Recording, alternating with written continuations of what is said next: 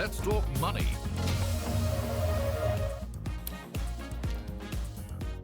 Hello and welcome to 2025's first edition of Let's Talk Money. Let me start by wishing all of you viewers a very, very happy new year. We have been your partners in the wealth creation journey in the year 2024, and the year gone by was a fairly rewarding one.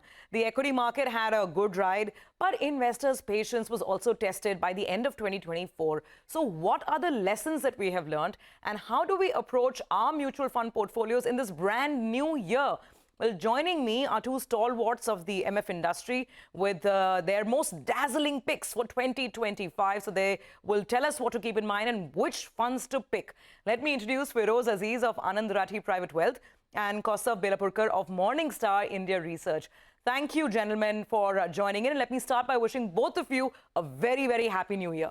Happy New Year, Surabhi, and glad to be here. Happy New Year, Surabhi, and to every viewer who's watching the show. You know, Feroze and Kaustubh, I really want to start with gratitude, as both of you have really helped CNBC-TV18's viewers and investors to make informed choices throughout the last many years, including, of course, in 2024. So I want to start with taking stock of what we really learned in the year gone by. I want your thoughts on some of the major trends that we saw, whether it was the NFO rush or thematic funds, and, you know, how we should reflect on some of these trends because there was so much going on. Last year, by the way, equity funds were pulling in tons and tons of money. Thematic funds, sectoral funds, they were the ones that were really doing very, very well. So let's begin with what we learned from 2024. Feroze, what did you make of the trends that you saw? Yes, I think there were some really good trends which can be picked up. The one thing which definitely stands out is the net flow in thematic schemes. Was exceptionally large. It was almost about 140,000 crores of net flow in thematic and sectoral funds, of which 55,000 was NFOs. Is it very healthy? We did a study. If someone were to buy the top 3 asset management companies, all NFOs launched for the last 5 years, would they beat Nifty? The good part is they have beaten Nifty. All the NFOs of the top 3 AMCs. Now let's assume SBI is the top AMC in terms of assets under management. It has launched some pens, matlab 2, 25, 27. If you bought, let's assume 1 lakh rupee in each of them, SBI ne launch kar diya, main kharid raha hu. If this was the decision made, would that beat Nifty or not at a transaction level? The answer is yes, by about 4% per annum. So when NFOs have been used to expand the industry, it used to worry me. After seeing this data, I'm not so anxious. So to answer your pointed question, this is the theme. Thematic and sectoral funds have got a lot of money in it. Second is NFOs have been the theme, but it's not been scary because mathematically it has expanded the industry, got so many new investors, and they've beaten Nifty. I think that's one very important hygiene check for having invested through a mutual fund. That's one trend. The second trend is that the SIP numbers are a reasonable barometer of India doing 2 things. Now, if I see that in conjunction with derivative trading. So because we meet a lot of people on ground, I have done a small little study. When I was in 5 such events, I asked people, how many of you invest in SIP? And I also asked them the question, do you do derivatives? And we found 73% intersection.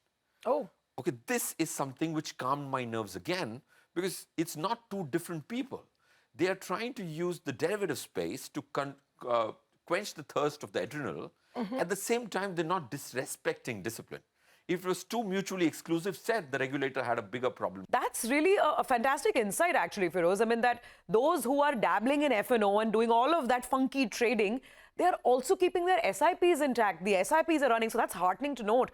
Perhaps it's a sign of the majority of the Indian investor psyche. Kaustubh, let me come to you, your views. Yeah, so I think, Feroze alluded to some of the facts, that in terms of flows, right? I mean, I think it's been a phenomenal year to be an investor, to be an asset manager, because, I mean, we've had a strong year, albeit, volatility's been there, but I think the good part is that, we kind of ended the year strongly. And, I think the most important thing when you look at the flows, right? So when obviously Feroze spoke about the thematics, and maybe we have a slightly different view in terms of thematics because the color of the money is important in terms of, and that's a great study that the team's done, and perhaps maybe it's an idea for a fund of all NFOs that come out. But like some of the studies we've done in the past, what we found is thematics, given that there are so lumpy in their returns. The timing needs to be impeccable, right? And there are times when investors will pick certain funds based on past returns, and it may not really play out. So I think that's one trend I'd want to keep an eye on. Yeah. Obviously, the industries look to fill gaps. All the diversified equity buckets are all now kind of already there for most asset managers. So there's the thematics that has come into play. But I think just the pace of thematics that have come about and some of the launches, depending on the more recent performance of those strategies, and they've collected big money, right? We've seen 10, 12,000 in funds that have just recently been launched coming into some of these thematic funds. I think that's something I'd want to keep an eye on. Does every investor understand what they're getting into? I'm sure there are a lot of nuanced investors who know what they're getting into. They want that exposure they're getting into. But, is it for all? That's, I think, a question that I'd want everyone to think about. The data that we are just putting up on the screen right now, that is really telling a story. And the figure that Feroze also quoted in 2024, thematic and sectoral funds pooled in the largest chunk of money when you're talking about equity mutual funds. It wasn't the large cap category. It wasn't really small or mid cap funds. It was these thematic funds that, through, of course, a lot of new fund offerings, they kept on pulling in the money. In fact, over 1,40,000 crores came in just through thematics alone. And then, of course, there was a multi-cap category, the flexi cap. All the numbers are on your screen. All of those categories also fared really well. So just to complete the point on thematics, and I completely take your caution on board on this, because I remember, Kaustubh, we did a show on this in the middle of the year as well. And you had pointed out that, thematics need to be handled with care. Take that point. But Feroze, let me come to you in terms of all the major NFOs that we saw this year on the thematic side, on the sectoral side, or even other NFOs. There were so many NFOs. Which are the ones that pass muster with you and the ones that perhaps you think are fit to invest in even now? See, I think top AMCs launch certain themes at the right time. Okay, I definitely don't subscribe to a thematic or a sectoral fund. In fact, in my model portfolio for the last 11 years, I've not seen one. Only one we've just included, which is SBI infrastructure. Okay, but coming back to NFOs, I think the energy sector NFOs were timed beautifully, especially the SBI's energy sector fund. HDFC's infrastructure fund was timed not in this calendar year, the year which went by, but that was timed very well. The manufacturing sector NFO of HDFC was also timed very well. So these large AMCs, when they've picked up themes, they've been very, very responsible is what I would say. Okay. The second thing is, why are suddenly so many NFOs? 32 NFOs and 55,000 crores. It is a resultant outcome of something which is a 2018 phenomena. When SEBI said that now you can't have any number of funds in the same category, so every large asset management company has its bouquet full with the flowers which are there. Now, thematic and sector creates an unlimited canvas. After 10 years also, you can keep launching thematics because the theme could be companies starting with the alphabet A. Could be a theme. So thematic gives you a very, very open canvas. And since everybody has finished their NFOs, that's why this is happening. So I personally think that I think I have to give some degree of credit to the large AMCs when they have launched sector or thematic schemes. They have timed them impeccably. Yeah, absolutely. Feroze, do you still feel that this is a market where it is actually active funds that make more sense? And if at all one wants to dabble with passive funds, what are the questions that we should ask as investors? It's a myth that passive is simple. Okay, it's a myth, and I'll substantiate that with some data. One is 84% of the total passive universe of AUM is between Nifty and Sensex. So the tail might be long in terms of the number, but the money is concentrated, like Kaustubh Saab said. It's in Nifty and Sensex. Point one. Point two, you have to understand that how are indices created in India? Apart from these factor investing, they are created on a growth style only. Larger the performance, higher the weight, higher the inflow, higher the performance. So it is like when you have a child, chavi ki gudiya hoti hai na? I'm giving a very, very correlatable analogy, but a child's analogy. It's like winding a toy. What has happened in the US? Why are these businesses obscenely valued? Because they are top heavy. They're top heavy. If you're making a passive investing, please remember, you are saying valuation is irrelevant.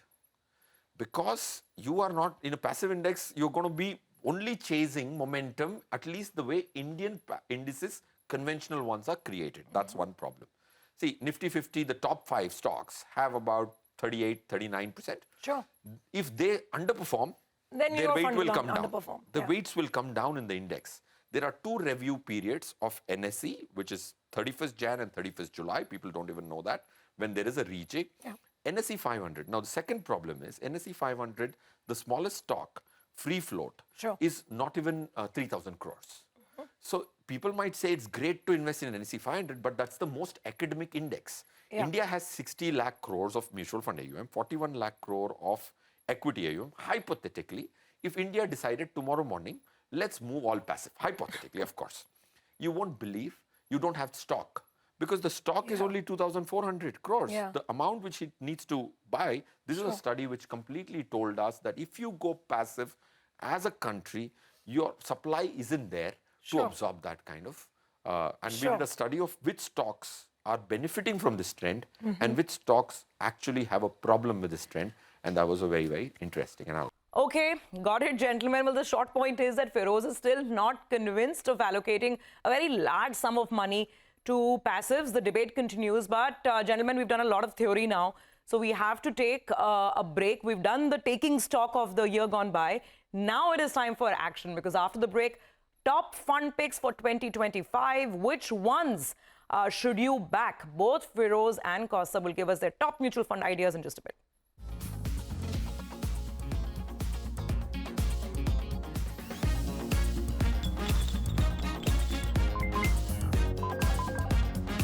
Let's talk money. Welcome back. You're watching the New Year special edition of Let's Talk Money. And once again, we wish all of our viewers a very, very happy 2025. Now we have spent some time recapping the key mutual fund trends of 2024. It is now time for action. Which are the funds and maybe even the star fund managers to watch out for in this new year 2025? We have Kaustubh Belapurkar of Morningstar here with us in the studio, as well as Feroze Azeez of Anand Rathi Private Wealth. So now is the hottest part. What viewers really want to know, gentlemen, in terms of, what to do, are the funds to track, the fund managers to track. So Feroze, I'm going to come to you first. Let's start by setting some house rules, in place, some ground rules in terms of how we need to evaluate and look at our equity fund portfolio as this new year kicks in. So let's start with the basics. Yes, Surabhi, I think that's very important. If you're choosing a scheme, first you have to choose a category. Before you choose the category, you have to choose the asset class. So markets become a fundamental pillar or a building block of a mutual fund portfolio. Now, markets are into 3 parts. We look at it like this, right or wrong, I don't know. Short term, there is a separate barometer. For medium term, market earnings or stock earnings or company earnings will decide medium term, and economy will determine the long term market trend. If you look at the short term barometers, we look at 5 short term barometers, which tells us whether it's time to be very scared or not be too scared. Should we put lump sum or STP? That short-term barometers help us get some clarity.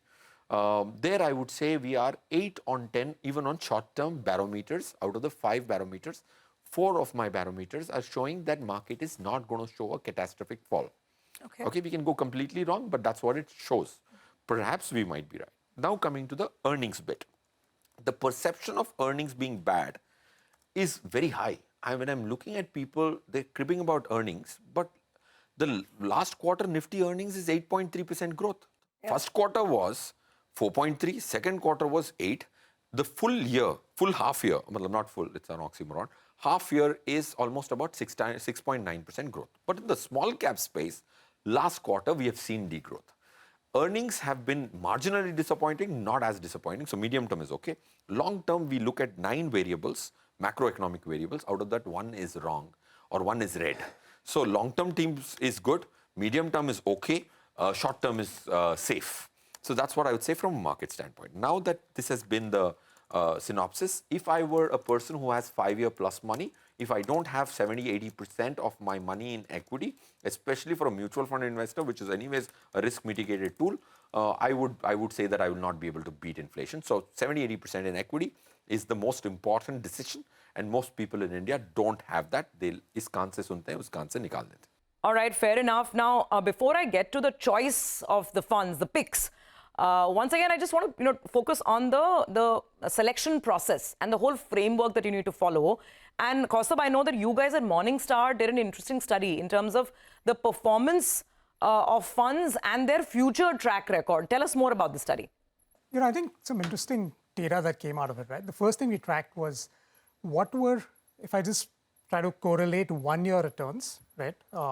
Using the hypothesis that investors, there are a lot of new DIY investors who are making these choices on their own.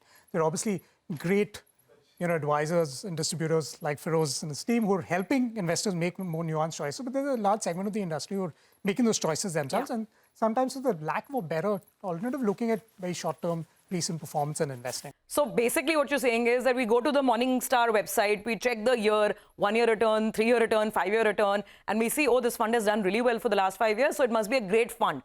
That's not a good approach. Not a good approach at all. So what the data showed us was two very stark things, right? The first thing was that half the flows, if I just look at 2024, in fact, not even 24, we went back 5 years, and what we looked at was over a 5-year period, if I just look at the monthly flows that came in, 50% of the flows came into quartile 1 funds ranked on a 1-year return. So if I was making a fund choice, I'll look at the past 1-year return.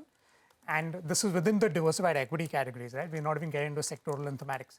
And 50% of the money came into quartile 1 funds. Another 32% came into funds that didn't even have a 1-year track record. So, newer fund launches and things like that. So think of it this way, more than 80% of your flows are coming into funds that probably have done well recently, have just been launched recently. But the staggering extension to that is when you ran this data as of 2019 to 24. So if I was sitting in 2019 and I picked these quartile 1 funds, how many of those funds sitting in 24 were still quartile 1, right? So out of 10 funds, less than 3 funds still remained in quartile 1, right? On a 5-year time period. So the point that I'm making is that, well, performance can give you a sense of how a fund has done in the past, but it's not necessarily a surety that it's going to continue to do going well ahead, because there are various factors that you need to consider. So performance is good, perhaps way of shortlisting, risk-adjusted parameters, but don't stop your analysis or base your decision purely based on that. I think that's what the study is resoundingly telling you, that don't just pick the most recent short-term winner. Which is really important, because we do need to understand, right, what these other factors are that we must consider. Even if you are taking an advisor or distributor's help to arrive at that fund selection, decision, it's good to have an informed discussion with your advisor and understand what actually you're investing in and whether it makes sense for you or not, right? So what are the other things apart from past performance that we must consider before buying a fund? Sure. So, when we look at analyzing funds, right, there are 3 things we look at, and we call it the 3 Ps. So one is the people, the process, and the parent, right? So I'll get into each of these, some pointers that we can look at. So the people is obviously, you want to look at who the fund manager is, the track record that they've kind of developed over a period of time. Perhaps if they're a new manager to that asset manager, what's been the track record managing similar strategies in the past. You would want to look at the support costs of them, because while the manager is doing what they're doing in terms of they're the face of the strategy, there's a dedicated pool of analysts who are delivering that raw material in terms of ideas for them to consistently kind of generate that alpha for them. Right? You want to see some things like bandwidth, because if a portfolio manager is managing too many strategies of differing types, can they? A person has only X number of hours that he or she can dedicate, right? So how are they kind of channelizing their time? Do they dedicate enough time for that? Then the second part, which is very important, is the investment process, right? What is the investment process of the strategy, and has it been consistently applied over a period of time? You don't want managers who are extremely fluid in terms of chasing market trends, because you could get it wrong both ways, right?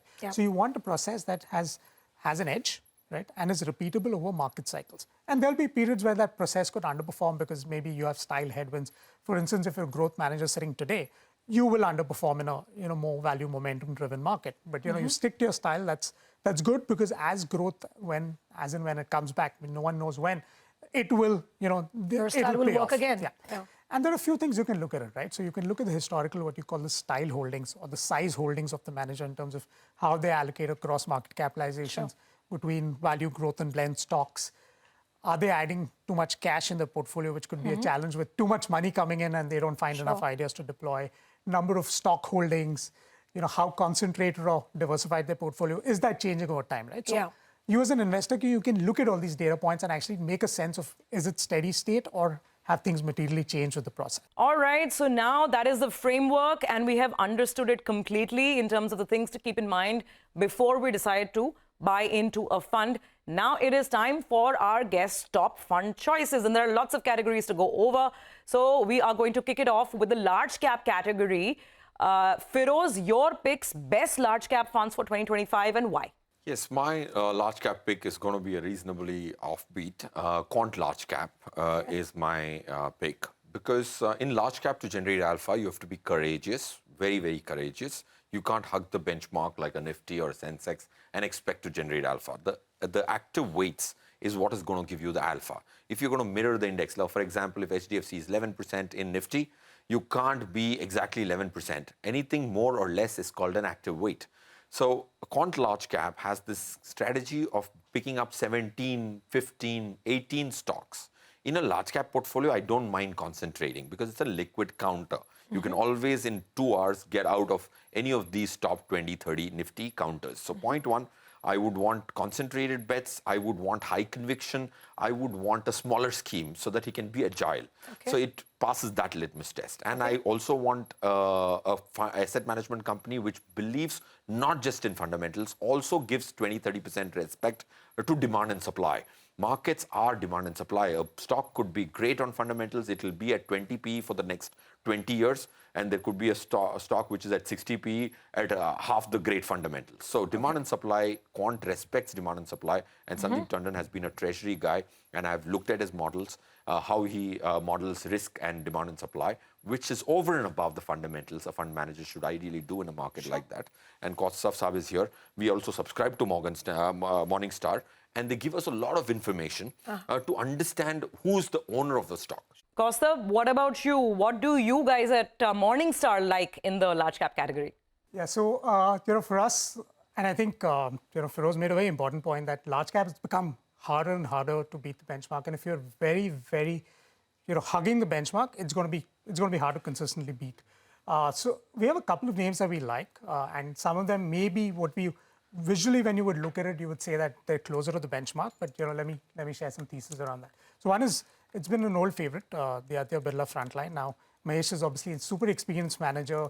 I think, from his perspective now, with the overall CIO role, he's kind of managing this particular strategy in entirety and not really got too much else in terms of fund management responsibilities, which is great. So he's got his focus there. While he is benchmark aware, I think he takes active bets in the underlying stock holdings, right? So he'll align sector portfolios in line with the benchmark, close to that, but his stock bets would be pretty active. And secondly, what he does is, because he's valuation conscious, as and when he believes that a stock's valuation's gone up excessively, he will trim some of his long-term holdings and potentially, if it corrects, buy it back. So that adds a potential element of alpha, and it's been a pretty reasonably consistent performer over a long period of time. Right? That's one. I think the other one that we like is the ICICI Prudential Blue Chip. Now, Anish, again, now he runs a slightly differentiated strategy where what we call a barbell approach, right? So ICICI is traditionally always known as a value shop, given Narayan, obviously. Because of Narayan's. Yeah. So, but Anish comes from a slightly different school of thought. So obviously they've got a huge dedicated pool of analysts where he can get the ideas from in terms of, fair value of stocks and, what are the potentials for growth. So he will build what we call a barbell approach. So he will at one end buy high growth stocks, probably pay a little bit of a premium valuation, but the other end of the spectrum, he'll also buy fundamentally sound companies that are probably, trading at lower than, the regular valuations could be because of, some negative news or, something that's not baked in. So I think that, again, adds a fair bit of active management within the perspective of large caps. And I think that's another strategy that's done pretty well over, extended periods of time. All right, gentlemen, we're actually out of time on this particular edition, but viewers, worry not. We have only just gotten started. We've just covered the top large cap fund ideas for 2025. These two gentlemen, they're going to stay on with us because next week we bring you the part 2 of this series where we'll go over all the other categories, the top mid-cap funds, the small-cap funds, the flexi-cap funds, and even the tax-saving ELSS funds that you can pick for the new year 2025. Views from both Morningstar as well as Anand Rathi Private Wealth will continue. So keep your date with us. See you again on Let's Talk Money, same time, same place next week.